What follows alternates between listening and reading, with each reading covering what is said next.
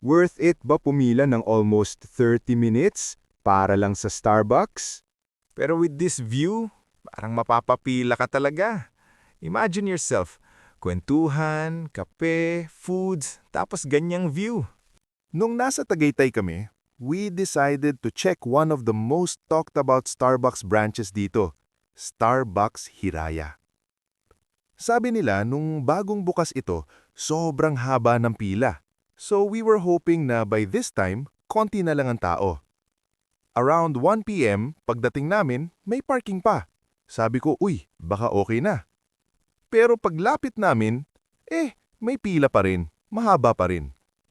Sa totoo lang, nagdalawang isip ako, why would I fall in line for Starbucks?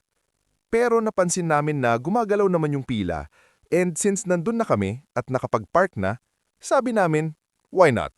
Try na lang. Waiting time, around 20 to 30 minutes. May 2-hour time limit sila sa loob. Pero ang maganda, mag-start lang yung timer once naka-order ka na, hindi habang nakapila ka pa. Pagpasok namin, akala ko maliit lang yung place, pero malaki pala talaga. May indoor seating, side seating, may bar area, may covered alfresco, and yung pinaka-highlight, alfresco space with a view of Taal Volcano. Nakahanap pa kami ng seat na may view. And honestly, shout out sa staff.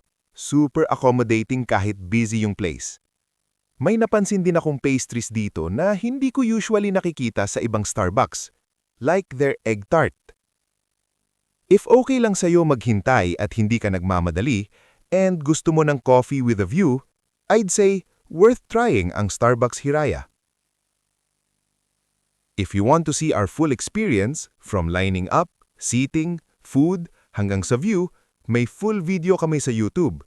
Click the link in the description and watch the full Starbucks Hiraya experience on our channel. Follow Places We've Been To for more honest cafe and travel stories.